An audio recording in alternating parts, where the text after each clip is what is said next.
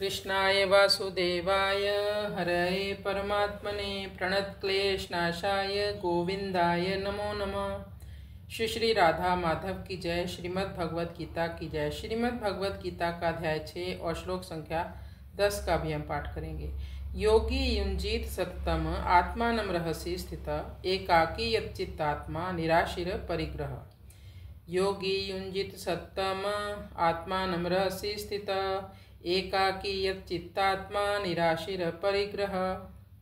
पिछले कुछ श्लोकों में भगवान ने योगी के उच्च कोटि के लक्षणों का वर्णन किया कि कैसे मित्र, शत्रु, पापी, साधु पुरुष सब लोगों के प्रति समबुद्धि विशिष्य थे। ऐसा योगी समबुद्धि में रहता है। साथ ही कहा समलोष्ट अश्म कांचन, पत्थर के टुकड़े, लोहे के टुकड़े, स्वर्ण के टुकड़े, इन सब के प्रति उसकी कोई आसक्ति नहीं होती, समबुद्धि रहती है, समभाव है।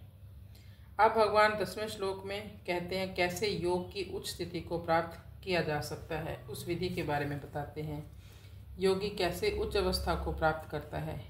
योगी युंजीत सततम, युंजीत कहते हैं अभ्यास करने को। ऐसा योगी हमेशा योग अभ्यास करता है। और कैसे आत्मानं रहसि स्थिता, ऐसे योग अभ्यास करने वाले योगी को एकांत स्थान में जाना चाहिए। साथ ही साथ एकाकी यच्चित्तात्मा, एकांत में जाना चाहिए और अकेले जाना चाहिए। अपनी इंद्रियां अपने वश में करके निराशीर, बिना किसी व्यक्ति या वस्तु से इच्छा रखे, यानी इच्छा रहित होकर, क्योंकि यदि किसी व्यक्ति से इच्छा होगी तो फिर उस व्यक्ति का चिंतन होगा ध्यान में, परमात्मा का चिंतन नहीं होगा। अपरिग्रह यानी बिना किसी संग्रह के, बिना किसी स्वामी भाव के, क्योंकि ऐसा योगी भी कुछ ना कुछ साथ में रखता है। इसके बारे में आगे चलकर भगवान बताएंगे। फिर भी यह कठिन मार्ग है, इसलिए अर्जुन इस अध्याय के आगे चलकर कहेंगे कि मेरे द्वारा यह मार्ग संभव नहीं है। एक तो एकांत स्थान में जाना, अकेले जाना, हर प्रकार की सुख सुविधाओं का त्याग करना, मन और इंद्रियों को वश में रखना और किसी से कोई प्रयोजन ना रखना, आशा ना रखना, और सत्तम यानी 24 घंटे इसी ध्यान में रहना, यानी गृहस्थ आश्रम में ये संभव नहीं है। अर्जुन पहले भी युद्ध के लिए तैयार थे और अंत में भी उन्होंने युद्ध किया। केवल बीच में वे युद्ध को पाप समझने लगे थे, तो भगवान के समझा देने से उन्होंने युद्ध करना स्वीकार किया। इस तरह प्रसंग कर्मों का होने से गीता में कर्मयोग का विषय आना तो ठीक ही था, पर इसमें ज्ञान योग, भक्ति योग आदि कई पारमार्थिक साधनों का वर्णन कैसे आ गया। उनमें भी यहाँ ध्यान योग का वर्णन आया, जिसमें केवल एकांत में बैठकर ध्यान लगाना पड़ता। यह प्रसंग ही यहाँ क्यों आया।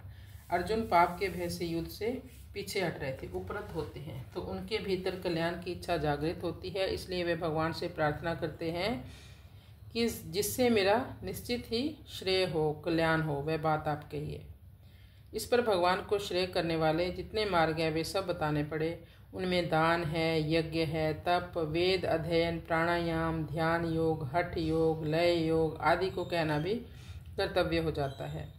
इसलिए भगवान ने गीता में कल्याण कारक साधन बताए हैं। उन सब साधनों में भगवान ने यह बात बताई कि उत्पत्ति विनाशशील वस्तुओं का जो लक्ष्य है वही खास बंधन कारक है। अगर साधक का लक्ष्य केवल परमात्मा का हो तो फिर उसके सामने कोई भी कर्तव्य कर्म आ जाए उसको समभाव से करने पड़ेंगे। समभाव से किए गए सबके सब कर्तव्य कर्म कल्याण करने वाले ही होते हैं। अब भगवान ध्यान योग का वर्णन शुरू करते हैं। हरे कृष्ण कृष्ण कृष्ण हरे हरे, हरे राम राम राम हरे हरे।